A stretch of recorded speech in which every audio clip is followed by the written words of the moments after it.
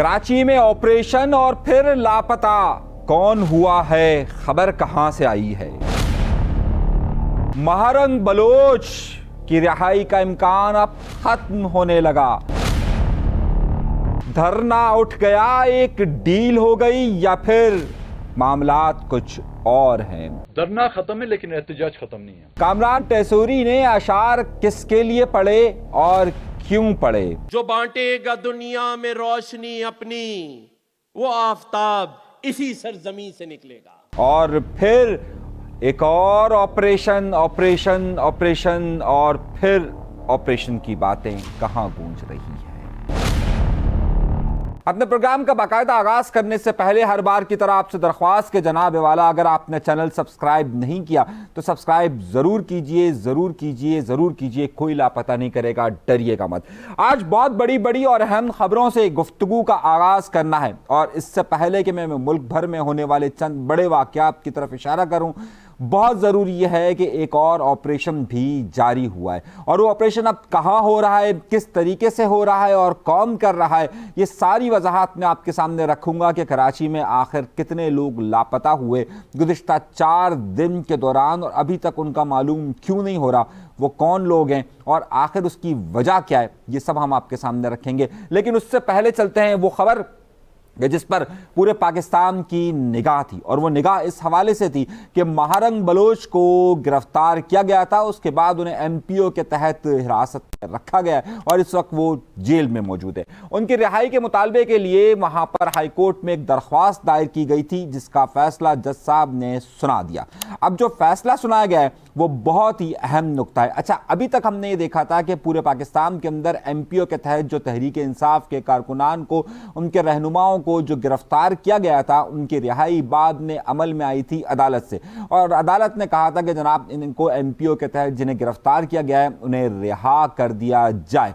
और ये बहुत वाज़ेह तौर पे था। बिल्कुल इसी तरीके की गिरफ्तारी यहां पर की गई थी महारंग बलोच की। अमन व अमान की सूरत हाल के पेश नज़र उनको एमपीओ के तहत गिरफ्तार किया गया था। वाज़ेह रहा आपको कि जो जाफर एक्सप्रेस के सारे वाक़यात रोनुमा हुए थे, उसके बाद महारंग बलोच गिरफ्तार थी। अब महारंग बलोच की गिरफ्तारी के लिए ही लखपास पर एक धरना दिया गया था और यह कहा गया था कि कोयटा की तरफ मार्च होगा, लेकिन 20वें रोज एकदम बड़ा यू टर्न ले लिया गया। मगर उससे पहले मैं जरा सा महारंग बलोच की गिरफ्तारी और फिर जज के फैसले पर बात करता हूं। अच्छा, अब यहां यह हुआ है कि जब जज साहब ने फैसला सुनाया तो हमने उनके वकील से गुफ्तगू की, और वकील का कहना यह है कि जज साहब ने फैसला सुनाया है कि ये जो दरख्वास्त आपने दायर की है ये इसका प्लेटफॉर्म नहीं है, बल्कि आपको वजारत दाखिला से बात करनी होगी और वहीं पर जाकर आपको ये मामला तय करने पड़ेंगे। हैरत अंगेज तौर पर जाहिर है वजारत दाखिला की रिपोर्ट पर ही, यानी कि बलूचिस्तान की जो वजारत दाखिला की रिपोर्ट है उसी के मुताबिक तो एमपीओ के तहत महारंग बलोच को गिरफ्तार किया गया था, और अब इनको जाने का कहा गया है कि जनाब आप दोबारा वजारत दाखिला ही जाएं। हमारी उनके वकील से गुफ्तगू हुई है, उनका कहना यह है कि जनाब इस हवाले से अभी हमें कोई उम्मीद नजर नहीं आती है कि महारंग बलोच साहिबा की गिरफ्तारी को अब यहाँ पर हो सकता है। उनका कहना यह भी था कि हो सकता है कि हम सुप्रीम कोर्ट में इस हवाले से दरख्वास्त दें और महारंग बलोच की गिरफ्तारी के हवाले से बात करें। तो अब देखना यह है कि वहाँ पर इनका वजारत दाखिला के साथ इनके मामला तय होते हैं या फिर ये सुप्रीम कोर्ट की तरफ रुजू करते हैं। अब इसी हवाले से जो एक तनाव की कैफियत मौजूद थी, वो कैफियत मौजूद थी लखपास पर अख्तर मेंगल साहब का जो धरना जारी था। अख्तर मेंगल साहब ने धरना दिया हुआ था, उन्होंने कहा था हम कोयटा की तरफ मार्च करेंगे, लेकिन वहां पर कल तक हमने आपको ये रिपोर्ट दी थी कि एपीसी वहां पर बुलाई गई थी, ऑल पार्टीज कॉन्फ्रेंस थी, और बलूचिस्तान से ताल्लुक़ रखने वाली तकरीबन सियासी जमातें उन्हें वहां पर आए थे और वहां पर एपीसी से खिताब भी किया था। अब इस कहानी में आया है नया टर्न। आज सुबह के वक्त तमाम, बल्कि कल रात को ही ये हुआ कि एक बड़ी अहम ब्रीफिंग के लिए सबको बुलाया गया। तमाम सहाफ़ियों को दावत ये दी गई कि अख्तर मेंगल साहब वहाँ पर कुछ खिताब करेंगे। अच्छा, सबका ख्याल ये था क्योंकि अब ऑल पार्टीज़ कॉन्फ्रेंस हो गई, धरने को 20वां रोज़ है, तो हो सकता है कि अख्तर मेंगल साहब वहाँ से धरने को कूच करने की बात करें, इसलिए बहुत सारे सहाफ़ी कोयटा से वहाँ पर पहुँचे। अब वो किस तरीके से पहुँचे वो एक अलग बात है कि बड़ा मुश्किल रास्ता था, लेकिन बहरहाल क्योंकि रास्ते सारे बंद थे और वहाँ पर सहाफ़ी पहुँचे। जब अख्तर मेंगल के यहाँ पहुँचे तो यकदम अख्तर मेंगल साहब ने एक ऐसा ऐलान कर दिया जो सबको चौंका दिया। यह तवक्को की जा रही थी कि अख्तर मेंगल साहब शायद धरने को कंटिन्यू करेंगे या फिर धरने से आगे मार्च की तरफ करेंगे, कोयटा की तरफ जाने की कोशिश करेंगे। अख्तर मेंगल साहब ने यकदम ऐलान कर दिया कि जनाब हम ये धरना खत्म कर रहे हैं। अब इस धरने की खत्म करने की बहुत सारी वजूहात हो सकती हैं। अव्वल वजह तो ये हो सकती है कि जनाब उनकी बात सुनी नहीं गई। जिसका वो जिक्र कर रहे हैं कि उनकी बात को कोई लिफ्ट नहीं कराई गई। उनका कहना था कि सूबाई हुकूमत उनकी तरफ ताउन की बात कर रही थी, लेकिन मामला तय नहीं हो सके और सूबाई हुकूमत के पास इख्तियारात ही मौजूद नहीं थे। अख्तर मेंगल साहब के धरना ख़त्म कर दिया गया। अब उसमें क्या उनकी हुकूमत के साथ कोई डील हो गई या फिर उनको ये लगता है कि जनाब यहाँ पर अब ये मामला तय नहीं हो सके। उनके मुखालफिन ये इल्ज़ाम आयद अख्तर मेंगल पर कर रहे हैं कि इन्होंने फिर जो है वो कोई बैकडोर डिप्लोमेसी की है और उसके ज़रिए शायद कोई और मामला तय हुए, जबकि उनके हिमायती इस बात तो कह रहे हैं कि जी जनाब यहाँ पर अगर मामला तय नहीं हो सकते तो हर डिस्ट्रिक्ट में मुजाहरा किया जाएगा और फिर उस तरीके से हम गुफ्तगू को और अपने मुतालबात को आगे बढ़ाएंगे। अब यहाँ पर आकर ये अहम नुक्ता हो चुका है कि जिसके बारे में सबकी निगाह थी कि अख्तर मेंगल साहब कोयटा की तरफ मार्च करेंगे और कोई तसादुम की कैफियत होगी। यहां से ये सिलसिला तो अब खत्म हो चुका और अब बलूचिस्तान के मुख्तलिफ डिस्ट्रिक्ट्स के अंदर अख्तर मेंगल की जमात मुख्तलिफ मुजाहरे करेगी और उन मुजाहरों के बाद सूरत हाल आगा करेगी। 18 तारीख को उन्होंने कोयटा के अंदर एक अहम इजलास तलब किया है और 18 तारीख को ही आपके इल्म में होगा कि पाकिस्तान पीपल्स पार्टी एक बहुत बड़ा जलसा करने की तरफ जा रही है हैदराबाद के अंदर।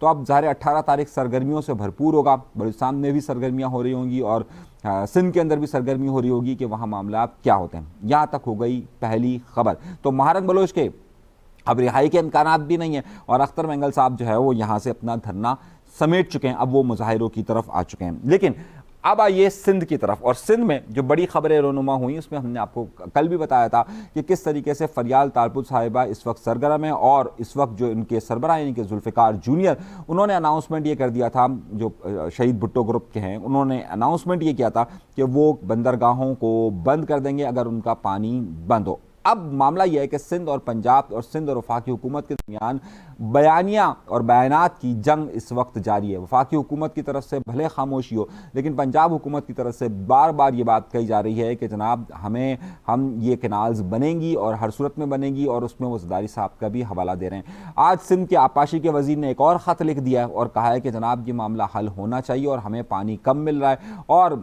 जो कैनाल्स बनी हुई हैं और जो कैनाल्स इस वक्त टीलिंग की जो कैनाल है उसको भी बंद किया जाए। अब टीलिंग के कैनाल से ज़ाहिर है पानी वहाँ पर मूव कर रहा है, लेकिन ये मामला ताहाल उसी तरफ है। अब खबर कहाँ से आ रही है, जरा सा उस बात को देखते हैं। कराची शहर में ना जाने हमेशा किसी न किसी पर ऑपरेशन की बातें हो रही होती हैं। 11-12 तारीख को आफाक अहमद साहब की जमात पर ऑपरेशन की बातें हो रही थी और अब 3 दिन से एक नया मामला सामने खड़ा हुआ है और एक बहुत अहम ऑफिसर है SBCA के, जिसके मुतालिक ये इतलात आ रही हैं गैर मुसद्दिका, और आप समझ लीजिए कि एक SBCA के आला अफसर कुछ दिनों से लापता हैं। अब वो लापता क्यों हैं और किस लिए, ये एक बड़ा अहम नुक्ता है। कराची शहर में FIRs का सिलसिला इस वक्त ख़ास तौर पे बिल्डिंग कंट्रोल के हवाले से जारी और कुछ लोगों का ख्याल है कि उस हवाले से भी एक नामालूम किस्म का ऑपरेशन हो रहा है। अब ये नामालूम किस्म के ऑपरेशन में एक बहुत बड़ा नाम भी सामने आया था। ईद की छुट्टियों के फ़ौरन बाद नाज़माबाद के इलाके के अंदर एक FIR दर्ज की गई थी जिसमें पाकिस्तान मुस्लिम लीग नून के एक अहम रहनुमा का नाम आया था और वो पाकिस्तान मुस्लिम लीग नून के अहम रहनुमा इस वक्त जो पाकिस्तान वफाकी हुकूमत है उसके यूथ प्रोग्राम के सिंध में कोऑर्डिनेटर हैं और उनको तकरीबन वही प्रोटोकॉल मिला हुआ है जो एक वज़ीर को मिला हुआ होता है और उनका नाम है फ़हाद शफीक। और फ़हाद शफीक के मुतालिक एक FIR दर्ज हुई थी कि जिसमें बाकायदा ये कहा गया था कि उनका भी नाम गैर कानूनी तामीरात में शामिल है और उनके साथ जो एक बिल्डर का नाम है उन्हें भी गिरफ्तार करने की इतलात हमारे सामने मौसूल हुई थी। अब मामला ये हुआ है कि अब जो नई चीज़ें आई हैं उसमें फ़हाद शफीक का नाम FIR से हटा दिया गया है, खुसूसी दरख्वास्त की गई है, कहाँ से दरख्वास्त की गई है, किस तरीके से की गई है, ये तफसीलात हमारे पास बहुत सारी मौजूद हैं। लेकिन मैं फ़िलहाल आपको ये बता रहा हूँ कि ऐसा लग रहा है कि SBCA के हवाले से कुछ नादीदा कुव्वतें जो हैं वो इस वक्त सरगर्म हैं और उसमें जिस तरीके से मैंने आपसे कहा कि बड़े अहम लोग, उसमें से कुछ एक का नाम मैंने आपको दिया है लेकिन इतलात ये आ रही है कि वो लापता है और FIRs का सिलसिला जारी है। क्या ये ऑपरेशन कराची के अंदर उस सिस्टम को ख़त्म करने के लिए हो रहा है या उस सिस्टम की कोई और सूरत हाल सामने आ रही है, इस वक्त ये बड़ा ही अहम सवाल सामने आ रहा है। पाकिस्तान पीपल्स पार्टी पर यह इल्ज़ाम आयद होता रहा है कि वो एक सिस्टम को ऑपरेट करती है और उसी सिस्टम के बकाया जो है वो यहाँ पर मौजूद हैं। तो अब जो कुछ लोग लापता हुए हैं उसके बाद क्या बिल्डिंग कंट्रोल अथॉरिटी के मामला हल होंगे या नहीं होंगे। लियाकताबाद ने, नाज़माबाद ने और मुख्तलिफ जगहों पर एक लिस्ट डेवलप की गई है कि जिसमें उन बिल्डर्स के ख़िलाफ़ ऑपरेशन की बातें कही जा रही हैं। एक और ख़बर जो हमारे पास आई है वो ये कि पिछले 3-4 दिनों के अंदर जब से ये धरने आफाक अहमद साहब का मामला हुआ था और उसके बाद टैंकर माफिया और डंपर माफिया के खिलाफ बड़ी कार्रवाई की बात हुई थी, उसके बाद अब आज वजीर साहब जो हैं शजील इनाम मेमन साहब ने कुछ फैक्ट्स सामने रखे हैं। उनका कहना यह है कि तकरीबन 11,276 मोटरसाइकिल्स को जब्त किया गया है।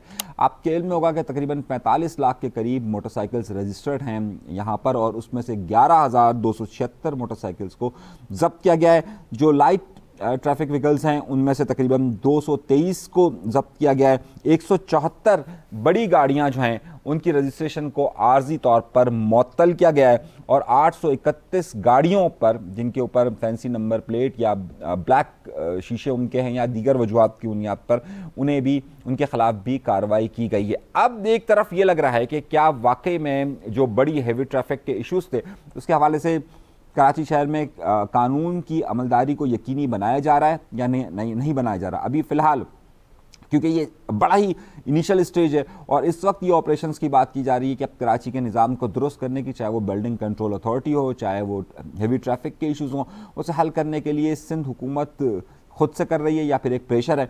अब ये देखने का अमल होगा। अभी तक ये दावे किए जा रहे हैं पिछले 4-5 दिनों के अंदर कि जनाब यहाँ पर ऑपरेशन हो रहा है और तमाम मामलात को सही कर लिया जाएगा। इसका इम्पैक्ट कितना आता है, इस बात का अंदाज़ा आइंदा के 2 से 3 दिन के अंदर हो जाएगा कि इसका इम्पैक्ट कितना आ रहा है या नहीं आ रहा है। अगली खबर की तरफ चलते हैं। कामरान टेसोरी साहब की जब से मुर्तज़ा वहाब से दोस्ती हुई है तो आपको ऐसा लग रहा होगा कि शायद खबरों में कोई जान नहीं रही, लेकिन दूसरी तरफ मामला ये हो रहा है कि आफाक अहमद साहब की जमात के जो लोग मौजूद हैं वो बड़ा हिट कर रहे हैं डायरेक्ट बराह रास्त मुत्तहिदा कौमी मूवमेंट पाकिस्तान को। और ये जो सारा मार्च पोस्टपोन्ड हुआ या जो ख़त्म हुआ मार्च आफाक अहमद साहब का, उसके हवाले से हमें भी जो उनके मरकज़ी रहनुमा ने इंटरव्यू दिया था, उसके बाद अब उनके वाइस चेयरमैन का भी स्टेटमेंट जो आ रहा है वो मुत्तहिदा कौमी मूवमेंट पाकिस्तान के हवाले से बड़ा ही सख्त आ रहा है। जब मुत्तहिदा कौमी मूवमेंट पाकिस्तान की तरफ से इस वक्त मुकम्मल तौर पर खामोशी इख्तियार की गई है, वहाँ से कोई इस तरह का स्टेटमेंट या कोई बयान नहीं आ रहा। लेकिन ये सारी जो सूरत हाल हुई है उसमें मुत्तहिदा कौमी मूवमेंट पाकिस्तान और पाकिस्तान पीपल्स पार्टी पर आफाक अहमद साहब की जमात की तरफ से पे दर पे ये बात कही जा रही है कि उन्होंने की तरफ से ये मार्च को पोस्टपोन कराने की साजिश की गई और वही जो है वो इसके पसे पर्दा हैं। तो ये मुख्तलिफ बयानात उनकी तरफ से सामने आ रहे हैं। जबकि दूसरी तरफ कामरान टेसोरी साहब की जब दोस्ती हुई है मुर्तज़ा वहाब से तो लोगों को लग रहा होगा कि अब खबरें नहीं आ रही, लेकिन दर हकीकत यह कि कामरान टेसोरी साहब इस वक्त मौजूद हैं इस्लामाबाद के अंदर, और इस्लामाबाद के अंदर उन्होंने बड़ी धुआंधार तकरीरें की और बड़े ही अशार उन्होंने पेश किए हैं। लेकिन वो अशार जो हैं वो किसकी खिदमत में पेश किए हैं ये भी बड़ी अहम बात है। अच्छा, इस वक्त आपको मालूम होगा कि जो बाहर से बहुत सारे लोग आए हुए हैं उनके हवाले से एक प्रोग्राम रखा गया जिसमें चीफ ऑफ आर्मी स्टाफ और वज़ीर आज़म साहब ने भी खिताब किया था, लेकिन उसमें एक मुशायरे का भी अहतमाम किया गया था। ये जो मुशायरे का अहतमाम किया गया था उस मुशायरे की तकरीब में, उस मुशायरे में कामरान टेसोरी साहब को भी दावत दी गई थी। वहीं कामरान टेसोरी साहब को कुछ मिनट गुफ्तगू करने के लिए भी दिए गए थे, जिस पर उन्होंने जो अशार पढ़े और जो बहुत सारे अशार उन्होंने नाम किए। इस वक्त ज़ाहिर है वो जिस स्टेज पर होते हैं और जहाँ होते हैं तो वो कोशिश करते हैं कि वहाँ जो साहब मौजूद हैं वो उनके लिए भी कुछ पेश करें। तो सालिक चौधरी साहब बड़ा अहम नाम है मुस्लिम लीग काफ का, और आपको मालूम होगा कि चौधरी बिरादरान की फ़र्जंद है वो, और चौधरी बिरादरान नाम समझ गए होंगे। तो उनकी मिनिस्ट्री है ओवरसीज़ पाकिस्तानी। एक ज़माने में डॉक्टर फारूक सत्तार साहब के पास भी ये मिनिस्ट्री रही है, एनकेएम ने भी इस मिनिस्ट्री में काफ़ी जगहें पाई हैं। तो ओवरसीज़ पहले तो एक ज़माने में कहा जाता था कि एनकेएम जब कभी भी हुकूमत में होती है तो वफाकी तौर पर अगर उनके नाम कोई मिनिस्ट्री आती है तो वो ओवरसीज़ पाकिस्तानी की आती थी। बाद में ये लग गया कि जनाब IT और तालीम उनके नाम दे दिया गया और अब सेहत भी उनके नाम दे दिया गया। अब खैर उस पर फिर कभी गुफ्तगू करेंगे। लेकिन मामला ये हुआ है कि सालिक चौधरी साहब के लिए उन्होंने कुछ अशार पढ़े। ज़रा ये अशार उनके लिए सुनिए कि क्या अशार कहें। काफिला अज़्मो यकीन से निकलेगा, जहां से चाहेंगे रास्ता वहीं से निकलेगा, जहां से चाहेंगे रास्ता वहीं से निकलेगा, और जो बांटेगा दुनिया में रोशनी अपनी, और जो बांटेगा दुनिया में रोशनी अपनी, वो आफताब इसी सरजमी से निकलेगा। और एक शेर मैं अपने सालिक भाई की नजर कर रहा हूं, वतन की मट्टी हमें एड़ियां रगड़ने दे, वतन की मट्टी हमें एड़ियां रगड़ने दे। हमें यकीन है कि ये चश्मा इसी ओवरसीज फाउंडेशन और ओवरसीज मिनिस्ट्री से निकलेगा। ओवरसीज मेरे पाकिस्तानी भाइयों से निकलेगा। अच्छा, अब क्योंकि ये इस वक्त यहाँ पर टेसोरी साहब मौजूद नहीं हैं और टेसोरी साहब वहाँ पर इस्लामाबाद के अंदर मौजूद हैं, तो ज़ाहिर है वो यहाँ आएंगे तो उस पर गुफ्तगू होगी। मगर अब सूरत हाल कुछ और भी बदल रही है, और बदल इस तरीके से रही है कि जिस तरीके से हमने आपको बताया था कि सिंध की सियासत के हवाले से जहाँ एक गर्माहट कैनाल के हवाले से, उसमें आइंदा के 3 रोज़ बहुत ज़्यादा अहम हैं। खुसूसी तौर पर जो आज, क्योंकि 15 तारीख है, आज 16 तारीख है, आज 16 तारीख है और 16 तारीख के बाद अब पाकिस्तान पीपल्स पार्टी परसों अपना इवेंट्स करने वाली है, यानी 18 तारीख को, और 19 तारीख को फिर जो अपोजिशन जमातें हैं जीडीए वगैरह वो एक प्रोटेस्ट करने वाली है।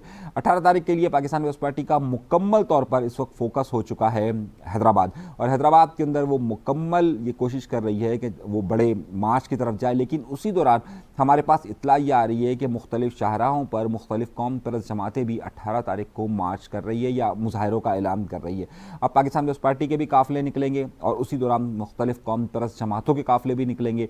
तसादुम की कैफियत होती है, नहीं होती है, क्या सूरत हाल होती है, अमन अमान को कैसे रखा जाता है, क्योंकि पिछली बार भी 4 अप्रैल को हमने देखा था कि जब इनके काफ़िले निकल रहे थे तो जामशोरों के मकाम पर मुख्तलिफ कौम परस्त जमातों के जो कारकुनान थे उनसे उनका तसादुम हुआ था। तो अब सूरत हाल यहाँ पर है, क्या बिलावल भुट्टो ज़रदारी साहब कैनाल के मामले पर कोई ऐसा मौक़िफ़ इख्तियार कर सकते हैं कि जिससे वफाकी हुकूमत को ख़तरा लाहक हो सकता है? तो हमारे पास एक जादूगर ने इत्तला लेकर आई है। उनका कहना यह था कि धुआंधार तकरीर ज़रूर होगी, लेकिन उस धुआंधार तकरीर के अंदर कहीं पर भी सिंध हुकूमत से को ख़त्म करने का फ़ैसला या फिर वफाक में मौजूद इनके बड़े ओहदे जो हैं उनको हटाने की बात नहीं होगी। और बिलावल भुट्टो ज़रदारी साहब वहाँ पर सिर्फ एक डेडलाइन देंगे, एक वक्त देंगे, और उस वक्त के बाद फिर गुफ्तगू को वो आगे बढ़ाएंगे। वो एक मखसूस तारीख देंगे कि हम इस तारीख तक आपका इंतज़ार करेंगे और फिर हम कोई इसमें फ़ैसला करेंगे।